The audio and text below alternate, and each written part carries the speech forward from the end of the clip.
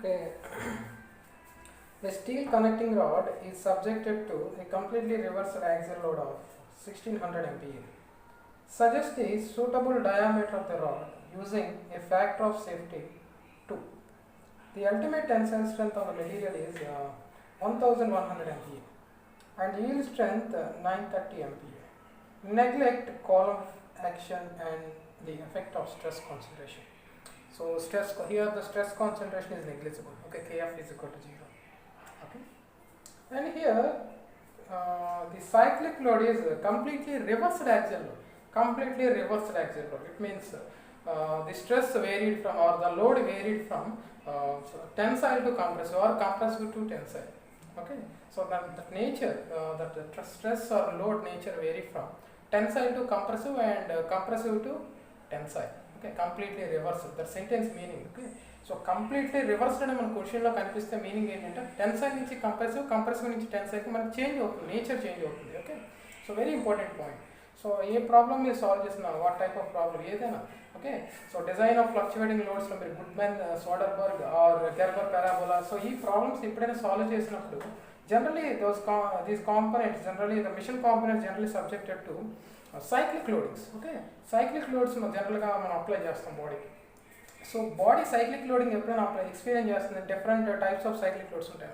Okay, completely reversal load, repeated load and fluctuating stresses or fluctuating load. Okay, so fluctuating stresses means stress vary from minimum to maximum, some minimum value to maximum value. So minimum నుంచి maximum వాల్యూకి vary అయిందంటే fluctuating stresses. Okay, for example repeated load, so repeated load means some 0 to some maximum value. Okay, and as well as completely reversal stresses means the stress nature, the stress vary from tensile to compressive. Okay, so tensile to compressive, vice versa. Okay, maybe compressive to tensile. So actually there is some correction required here in this problem. So actually the question he given that he mentioned that completely reversed axial load. Okay, it's not a stress, so it should be so completely reversed axial load, reversed. So he clearly mentioned that the load is completely reversed axial load, so it's not a stress. So it must be P is equal to completely reversed. Let us say PR is equal to 1600 let us say some kilonewton. Okay, it's not MPa. Okay, please make some correction. Okay, so instead of MPa let us consider kilonewton, because the given problem the sentence denotes actually that completely reversed axial load. It's not a stress. Okay, so MPa is a unit of stress. Okay, just make that correction. Okay, fine. So మనకి ఇచ్చినది ఏంటి, మనకి యాక్చువల్గా మనకి ఇక్కడ క్లియర్గా mention చేసే సెంటెన్స్లో మనకి కంప్లీట్లీ రివర్స్డ్ యాక్సియల్ లోడ్ అంటున్నాడు. ఓకే, సో ఇది స్ట్రెస్ కాదు, బట్ అక్కడ మనకు చూస్తే వాల్యూ ఏమి ఇచ్చాడు, 1600 MPa ఇచ్చాడు క్వశ్చన్లో, బట్ ఇట్స్ రాంగ్. ఓకే, ఎందుకంటే మనకి ఇక్కడ మనం క్లియర్గా ఇక్కడ మనకి లోడ్ ఉంది, ఇక్కడ మనకి స్ట్రెస్ ఇవ్వలేదు. ఓకేనా, ఓకే ప్లీజ్, సో అది మనం కరెక్ట్ చేసుకోండి. Okay fine. సో మనం కిలో న్యూటన్ కన్సిడర్ చేసుకుందాం. Okay fine. So completely reversed axial load ఇది. సో ఎలా వేరీ అవుతున్నప్పుడు, so P maximum, so maximum load is equal to plus 1600 MPa. Okay, 1600 load kada, so kilonewton. Okay, so it becomes its nature is tensile, so tensile nature. So ela vary avutundi, completely axial load means reversed axial load. So reversal loads ante ela manaku vary avuti, tensile to compressive, compressive to tensile, so positive. So again minimum em avutunama, so minimum, then minimum is equal to minus 1600 kilonewton. So nature is compressive. So the load varies from tensile to compressive, or tensile stress to compressive stress. Fine. Then now again calculate mean load. Okay, calculate mean load. So mean, P mean or W mean is equal to, so emutundi manaki, so mean load is equal to P maximum plus P minimum by 2.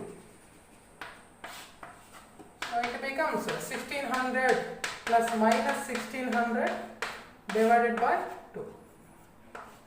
Okay, minus 16, minus into plus minus, 1600 minus 16, 1600 0. Okay, P mean is equal to 0.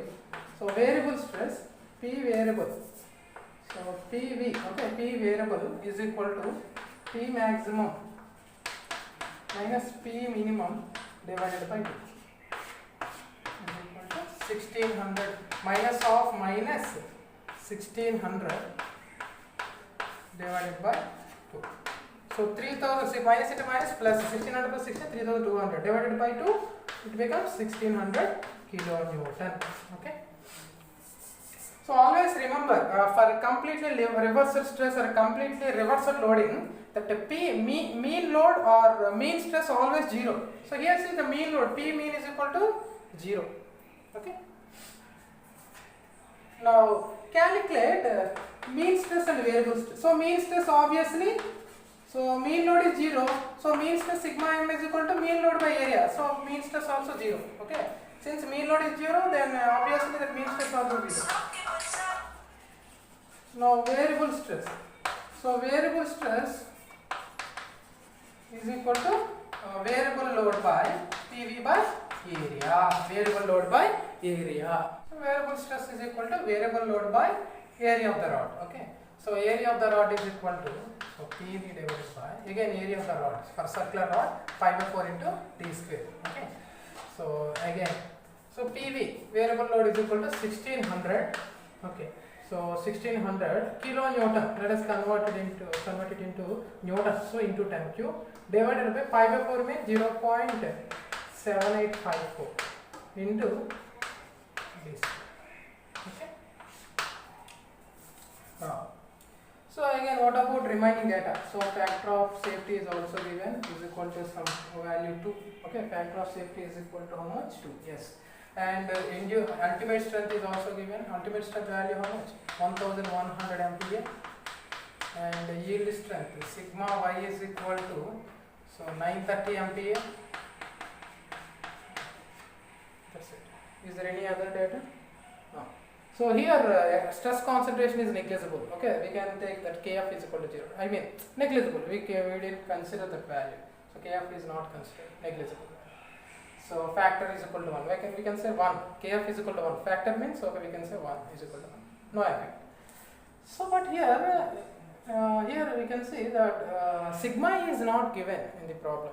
So sigma is not given, that endurance limit is not available. But we need endurance limit to implement Goodman theory, Soderberg theory or Gerber parabola. So in order to implement those theories, we need endurance limit. Okay, it's necessary to have that endurance limit. Okay, but we know that for steel, endurance limit sigma e is equal, from various experimental results, sigma e is equal to half of the ultimate strength. Very important, please remember this relation is very important while solving the problems related to this Goodman, Soderberg and Gerber parabola. So sigma is equal to half of ultimate strength. It means half of ultimate strength is already given. Okay, 1100 MPa megapascal. Then 1100. It becomes 550 MPa. 550 MPa.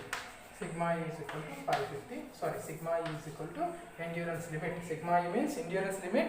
Okay, or endurance strength. Now we can use any theories of failure. Okay, either we can use Goodman, Soderberg. So let us consider Goodman method. Okay, Goodman method. So according to Goodman method, 1 by factor of safety is equal to sigma m by sigma u plus sigma v by sigma e.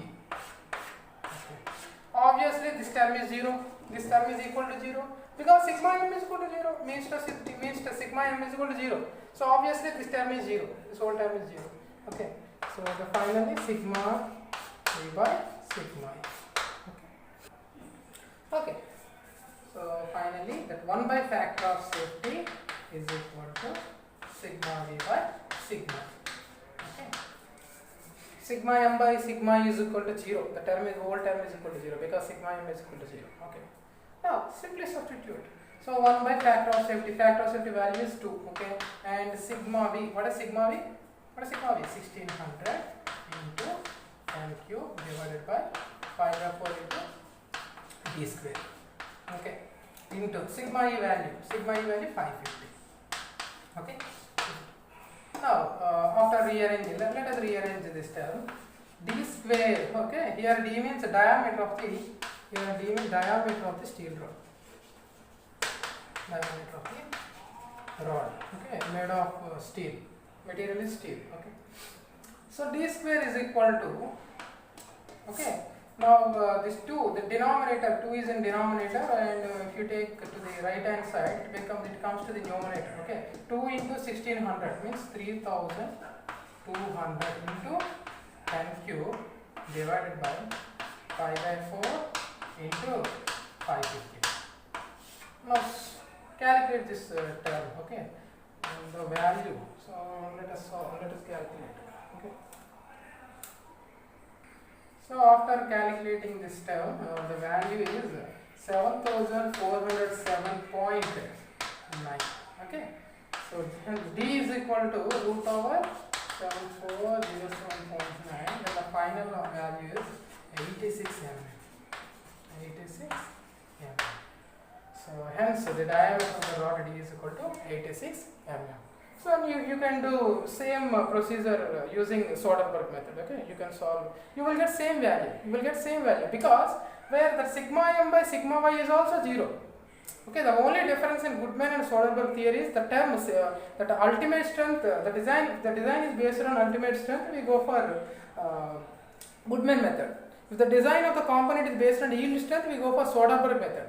But sigma m is 0, okay. Here the mean stress is 0, so there is no change. There is no change in the value of diameter of the rod, even if you use that value, that Soderberg method, okay. Fine. Thank you.